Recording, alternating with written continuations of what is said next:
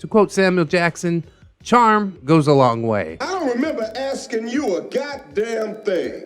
Hello friends, and welcome back to ReddX, your source for the freshest daily Reddit content anywhere on the internet. Promise, swearsies. Today we are jumping back into r/NeckbeardStories. I said we were going to do RPG horror stories, but I just love the beards so much. I can't help myself. So how about we try a little something different, maybe tomorrow. Today I'm going to stay in my comfort zone. I hope that's okay. I don't think anybody will have a problem with more beards, though. I'm definitely looking forward to it, as usual, so without further delay, let's jump right on into this thing. The Taxi Driver Neckbeard from Hell. Hello, dear readers. I'm here to tell you the tale of one of the foulest creatures known to Reddit. Not just a neckbeard, but a taxi driver, enlisted to transport disabled folks such as myself throughout the village. So sit back, put on your seatbelt, and enjoy the ride. I'm a 30-year-old disabled female, incomplete quadriplegic, and I use a power wheelchair to get around town. And although I can get most places on my own, I do occasionally rely on the disabled taxis if it's raining or if I have to travel long distances. My first encounter with said neckbeard, whom we shall refer to as Warren, was on a summer's day in my mid-20s. I was getting a taxi from home to the main street as it was raining, or at least threatening to do so. The weather is very unpredictable in the town that I live in. One of the regular drivers picked me up that day, and he was accompanied by another man. I'm a very friendly person, and I like meeting new people and chatting their ears off, but this guy rubbed me the wrong way the very first time that I saw him, even before he spoke to me. He was early 40s with facial hair that started under his chin, that somehow seemed to connect to the hairline at the back of his head. He had unbrushed teeth that smelt like a mix between shoe polish and rotten cheese. He made me feel immediately uncomfortable for reasons that I can't adequately articulate by typing. Ratty, unwashed hair, slightly balding, and he seemed to have no neck to connect his shoulders and head together. The smell emanating from him was like his alternative to soap was aftershave, and an excessive amount of spray-on deodorant that blended with his bad breath to create a smell that I had not yet believed possible for the human body to create. I have a condition. At this point, I may sound shallow and judgmental, but I assure you, looks are of little consequence to me. But the smell was something else entirely. My first sense of this unsettling foulness was soon to be correctly established as he spoke. There was nothing abnormal about what he said, but merely the way in which he said things, making his first introduction of, "Hey, I'm Warren," sent a trickle of unease down my already disabled spine. This was Warren's first day on the job, as he was being trained to drive the disabled taxi. At this point, I didn't yet fathom the many uneasy encounters that were to follow. He was friendly and well-behaved, albeit focusing a bit more on talking to me than on following the instructions given by the cab driver attempting to train him. After me and my wheelchair were secured in the cab, we set forth towards my destination, with Warren sitting in the passenger seat and looking back at me while asking questions and trying, but failing miserably, to make idle chit-chat. "So, what do you do for fun?" I told him about the YouTube channel that I had only recently started. "Oh, that sounds fun. Well, what is it? I'll be sure to look you up." In hindsight, I'm glad I didn't give it to him. You will soon see why. Our interactions became weirder and more uncomfortable when he began driving solo after this. A few weeks after our first meeting, he picked me up to take me to the movies. I was meeting a friend there to watch Divergent. This was where his awkward chattiness got even worse. He asked me if I had a boyfriend. I was taken aback by this and didn't know what to say but the truth. No, which was followed by, "Well, that's a shame. A pretty girl like you. What do you think about guys that play video games?" All I could say in my discomfort was a mumbled, "I don't know." He either didn't pick up on my half-word answer or he simply didn't care, as he resumed this one-person conversation by asking me where I like to go for coffee, telling me the restraints he likes to go to, what video games he likes to play, and the stores that he shops at. This was all within the 10-minute car ride from my house to the cinema. But within that time, he told me all his favorite movies, video games, coffee shops, restaurants, food, alcohol, what he was studying at TAFE, and how much better he was than other people in class. Throughout this entire conversation, if you can call it that, all I said in response was, dunno, yeah, oh, and okay, which most people would pick up as I'm not in the mood to chat, but not Warren. Once we arrived at the cinema, I was relieved to see my friend standing for me out front, as I'd sent her a pleading text message while I was in the car. I thought that her presence would make Warren leave me alone. As we were driving in, Warren said to me in this weird-sounding voice, like he was trying to be cool and casual, I have your number for booking. You wouldn't mind if I gave you a call later, would you? I was shocked and very unsettled by this, and I don't do well at telling people no, but I really did not want that. So I just said, no, I don't think that's a good idea. You definitely get fired for that. Warren replied in a voice that I assume he thought was cute and sexy, but it really came across as sleazy. Only if they find out. I didn't reply to that, as I had no clue what to say to that. I was hoping that he wouldn't take my lack of a reply as an invitation. We arrived at the cinema, and he unloaded me in my wheelchair out of the car. I was so grateful that my friend was there, and this seemed to make Warren back off. We watched the movie. It was great, by the way. And after it finished, I called a taxi to get back home. But this time, however, I made sure that it was not Warren who would pick me up. Warren continued to work as a driver for the disabled cabs for about 2 years after this, so I have many more stories that are much, much worse than this one.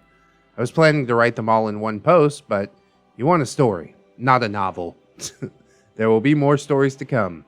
He was sexist, homophobic, transphobic, a Bible basher in a pushy and judgmental way, and one of those people that you just wish weren't born without a voice box, as he didn't know how to use his correctly.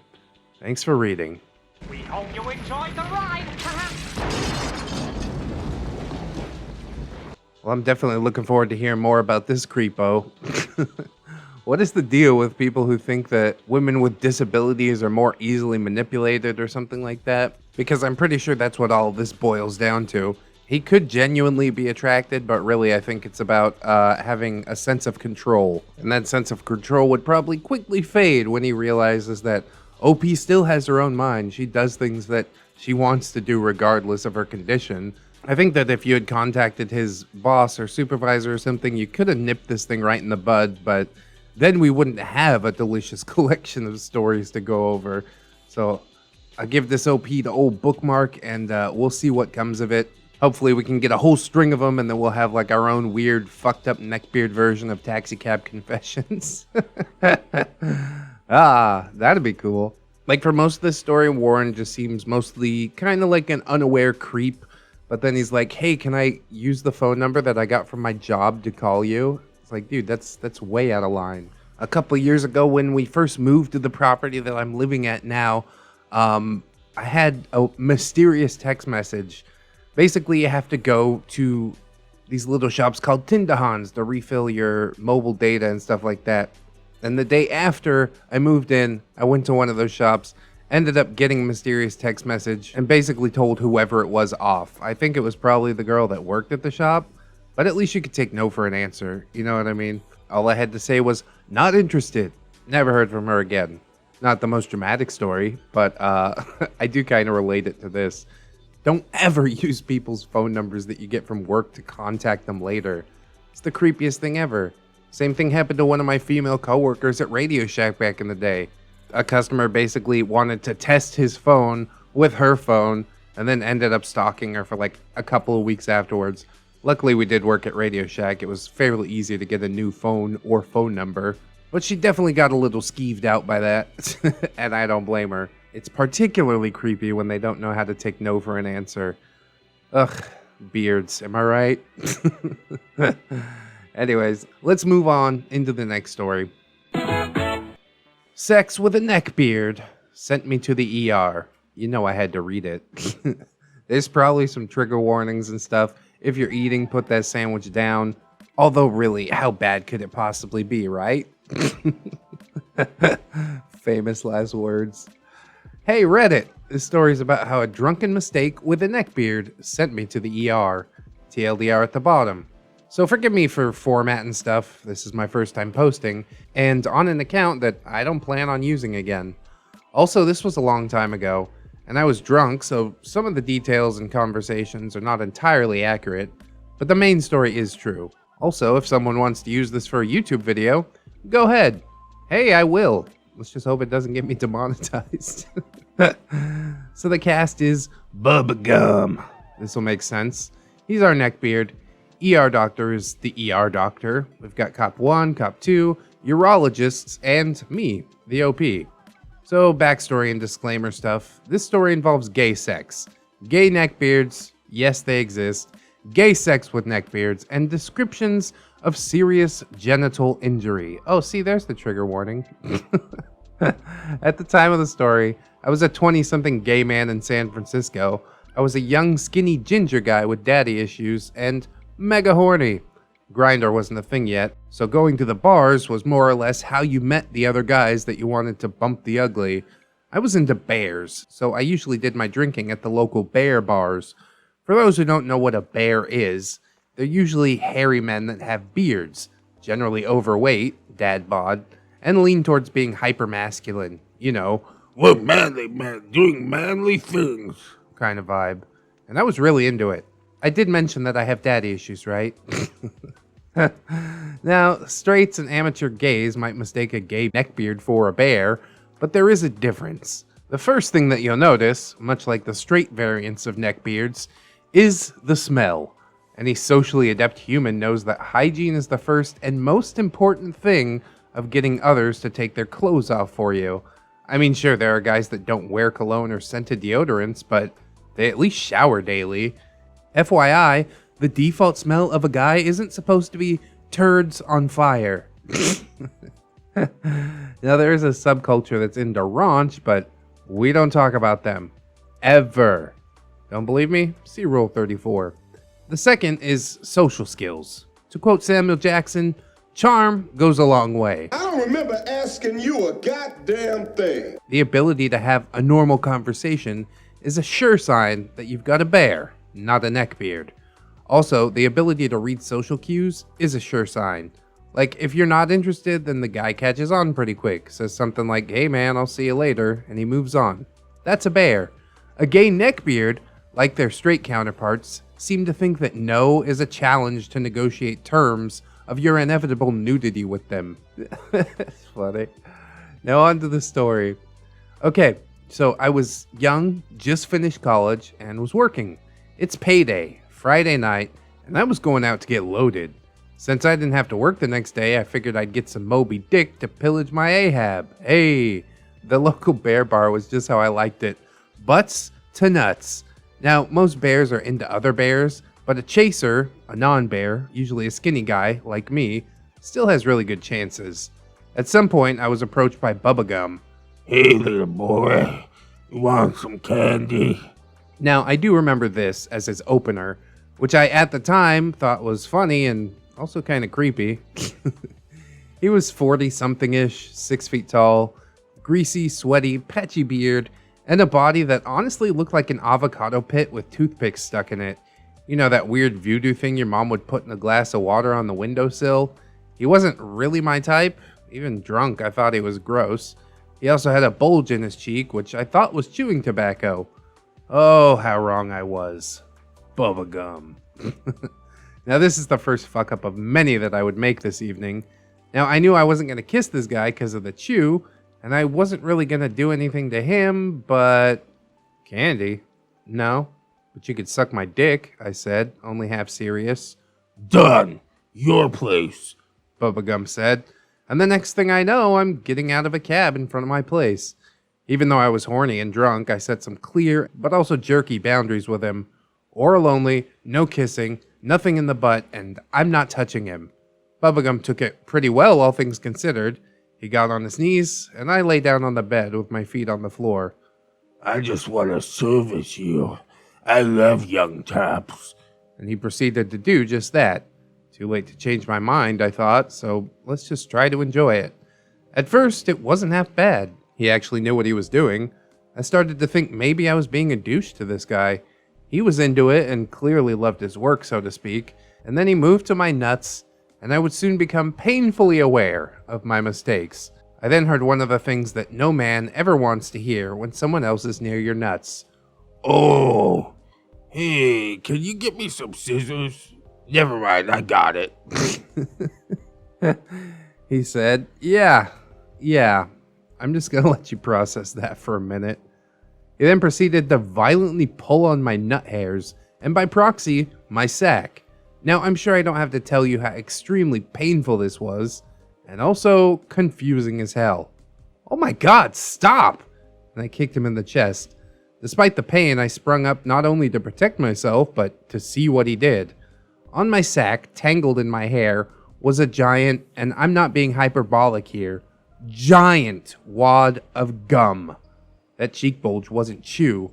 Oh, no. Chew wouldn't cling to hair. Chew would have been much better. Chew would wash off. No, my friends, this was gum, and soon to be my worst nightmare. Why wouldn't he take the gum out? What is this? I grabbed my junk and carefully walked into the bathroom. Using a pair of scissors I had in a grooming kit, I carefully removed the gum from my now swelling testicles. I was angry, and any buzz that I had was gone. I was now stone cold sober. Now, I had every intention of calmly asking him to leave. Even now, I remember, okay, just tell him it's not working and he needs to go. Of course, that is not what ended up happening. You ready to get back into it? Bubblegum said, seemingly unaware that anything might be wrong, that somehow despite painfully injuring me that I would still be interested in letting him touch me. I just looked at him trying to process the stupidity that he just put out there. Did I ruin the mood? He said, and then let out a kind of awkward laugh. Remember that movie, the Amityville Horror, where the house yells, "Get out"? Get out, I said. He looked confused. Get out! No response.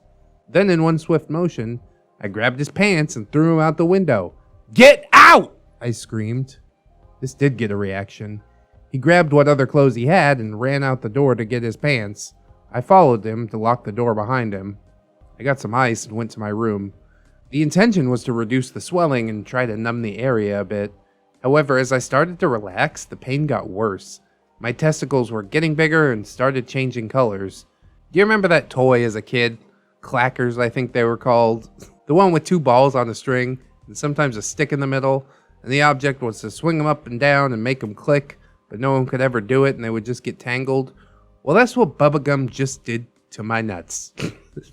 I panicked and called 911 and got an ambulance to take me to the ER. The 911 call was awkward at best, and the EMTs were professional and very empathetic. You would have thought I got shot with the "oh dear gods" and the "just hang in there, buddy." It's like when you see a guy get kicked in the crotch. Every man that sees it goes, "ooh," while protecting their own junk. At the ER, because I had been drinking, that meant no painkillers. So all I could do was lay still and try not to pass out or vomit and then pass out. Also, I'm trying to fill in details, so I'm sure the dialogue's not completely accurate. The ER doctor was a cool older guy. Picture a George Clooney with like a porn stash. He tried to assure me that I'd be okay, but he would need to examine the area, which would be extremely painful. ER doc. Okay, good news. I've seen this before. You've got a testicular torsion, and it's fixable. He then took a breath. The bad news is the treatment is extremely painful and needs to be done very soon, or you're going to lose your testicles. While he was telling me this, 2 cops came in to talk to me. They heard about it and thought this was an assault or a domestic abuse thing, which they were obliged to investigate. I managed to squeal out that it was an accident, so they were going to leave. But ER doc interrupts. Hey guys, while you're here, I need you to hold this guy down while I try a manual detorsion. Cop 1. No, I don't think we're supposed to. Cop 2 looked at his partner, and something to the effect of Cop 2 said, Pussy, I'll do it. And he grabbed my shoulders. The ER doc then proceeded to try and manually untangle my nuts. And after a couple of excruciating tries, he informed me that I would need surgery. The surgery wasn't too bad. The urologist explained it. They just do a local anesthetic, cut a small hole in my scrotum. Oh, and they use tools to fix it. He said, it's like building a ship in a bottle, but it's testicles. I'm glad somebody's having fun. Now, I'm sure they're not supposed to, but Cop 1 and Cop 2 were still there and gave me a ride home. I think it was because they didn't believe me that it was an accident and wanted to make sure that someone at home wasn't going to Lorena Bobbitt me. It was almost 3 weeks before it healed, and 4 before I could have sex again. 4 weeks later, I told my bartender friend about it, and he made a drink called the Gumscar Nutsack. I can't really remember what's in it, but it is intentionally disgusting. I also had the nickname of Juicy Fruit for a while. And to this day, I really, really hate gum. TLDR. Oh man, there were some funny parts of that story, but it made me cringe in some new and interesting ways. Nobody ever wants to talk about testicular torsion. That is just horrible. Oh my god. I'm glad that you realized that something was going horribly wrong. Not just like, I'm gonna sleep it off. You're like, no, I gotta see a doctor. These are my nuts, son. Gotta take good care of the boys. They've been taking good care of me, you know? I'm also just completely at a loss at like why he thought oral with gum in his mouth was a good idea. I guess it has something to do with the complete lack of social awareness, but man, it is really surprising to me that somebody would consider that a good idea, or at least not actively consider it a bad idea. It's so dumb. I remember being like 5 or 6 years old and reading a story about somebody with gum stuck in their hair, so I decided to try it for myself. You know how a kid's brain works, just dumb as hell. So I stuck gum into my hair, and sure enough, it got stuck. I was at my grandma's at the time. She decided to get it out with like some peanut butter. Shit didn't work. I would have suggested that for OP, but like covering your nuts in Skippy peanut butter? It's gonna give the wrong impression when you inevitably go into the emergency room, isn't it? So yeah, much like OP, I ended up having to shave to get the gum out, but at least it was on my head, I guess, instead of my nuts. Then again, the head is more visible. So I don't know, take your pick, you know? You can walk around with a shaved head for a while, or experience a night of excruciating agony from having testicular torsion. At the end of the day, I'm pretty sure that I won out in this comparison. If I had to stick gum somewhere again, it would definitely be in my hair. But anyhow, I hope you guys will answer my survey, which really it's just basically a yes or no question. And you answer yes, I like this episode, by liking, commenting, and or subscribing. And you answer no by not doing any of those things, which makes me sad, but I'll take it with a grain of salt. We'll move on, we'll live. I also hope you check out the links in the description. Giant link swarm, PayPal, Patreon, Twitter, Discord, Facebook, my other channel, maybe some other stuff that I forgot about. And as always, I would be remiss not to thank my gorgeous, generous, beautiful patrons, Lady Nick, Scrimps Now, Beto, Dot, Nathan, Robert Waits, Just Austin, Pope Squid, Rebecca H, Cider Drinker, Tato Ferret, and the newest addition to the team, The Last Shinobi. Welcome to the crew, buddy. I'm glad to have you aboard. Obviously, if you can support monetarily, that is awesome. But if you can't, then, you know, don't worry about it. I'm just glad you hung out with me here today. And I hope that you'll come on back and hang out with me again tomorrow. In order to do so, you'll need to keep yourself safe out there. So wash your hands as much as possible. But also, take some time out to do something that you personally enjoy today. Because you are loved, you are worthy, and you definitely, definitely deserve it. I'll see you in the next one, friends. And until then, bye-bye.